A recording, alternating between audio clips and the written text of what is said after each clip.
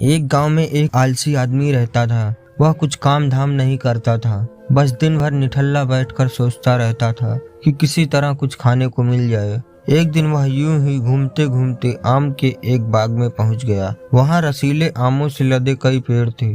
रसीले आम देख उसके मुंह में पानी आ गया और आम तोड़ने वह एक पेड़ पर चढ़ गया। लेकिन जैसे ही वह पेड़ पर चढ़ा, बाग का मालिक वहां आ पहुंचा। बाग के मालिक को देख आलसी आदमी डर गया और जैसे तैसे पेड़ से उतरकर वहां से भाग खड़ा हुआ। भागते भागते वह गांव के बाहर स्थित जंगल में जा पहुंचा। वह बुरी तरह से थक गया था, इसलिए एक पेड़ के नीचे बैठकर सुस्ताने लगा। तभी उसकी नजर एक लोमड़ी पर पड़ी। उस लोमड़ी की एक टांग टूटी हुई थी और वह लंगड़ा कर चल रही थी। लोमड़ी को देख आलसी आदमी सोचने लगा कि ऐसी हालत में भी इस जंगली जानवरों से भरे जंगल में ये लोमड़ी बच कैसे गई, इसका अब तक शिकार क्यों नहीं हुआ। जिज्ञासा में वह एक पेड़ पर चढ़ गया और वहां बैठकर देखने लगा कि अब इस लोमड़ी के साथ आगे क्या होगा। कुछ ही पल बीते थे कि पूरा जंगल शेर की भयंकर दहाड़ से गूंज उठा, जिसे सुनकर सारे जानवर डर कर भागने लगे। लेकिन लोमड़ी अपनी टूटी टांग के साथ भाग नहीं सकती थी,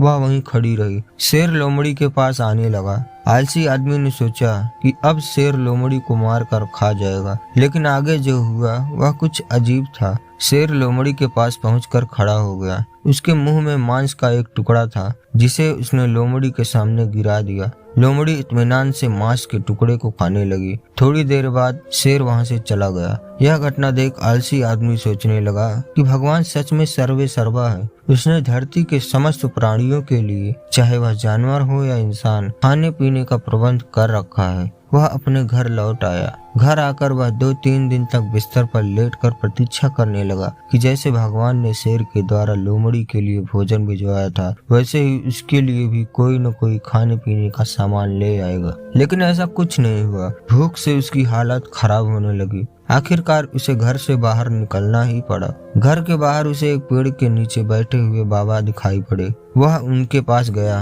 और जंगल का सारा वृतांत सुनाते हुए बोला, बाबा जी, भगवान मेरे साथ ऐसा क्यों कर रहे हैं? उनके पास जानवरों के लिए भोजन का प्रबंध है, लेकिन इंसानों के लिए नहीं। बाबा जी ने उत्तर दिया, बेटा, ऐसी बात नहीं है। भगवान के पास सारे प्रबंध हैं, दूसरों की तरह तुम्हारे लिए भी। लेकिन बात यह है कि वे तुम्हें लोमड़ी नहीं, शेर बनाना चाहते हैं। दोस्तों, इस कहानी से हमें यह सीख मिलती है, हम सबके भीतर क्षमताओं का असीम भंडार है, बस अपनी अज्ञानतावश हम उन्हें पहचान नहीं पाते हैं और स्वयं को कमतर समझकर दूसरों की सहायता की प्रतीक्षा करते रहते हैं। स्वयं की क्षमता पहचानिए, दूसरों की सहायता की प्रतीक्षा मत करिए। इतने सक्षम बनिए कि आप दूसरों की सहायता कर सकें। दोस्तों, यह कहानी आपको कैसी लगी कमेंट बॉक्स में जरूर बताइए। धन्यवाद।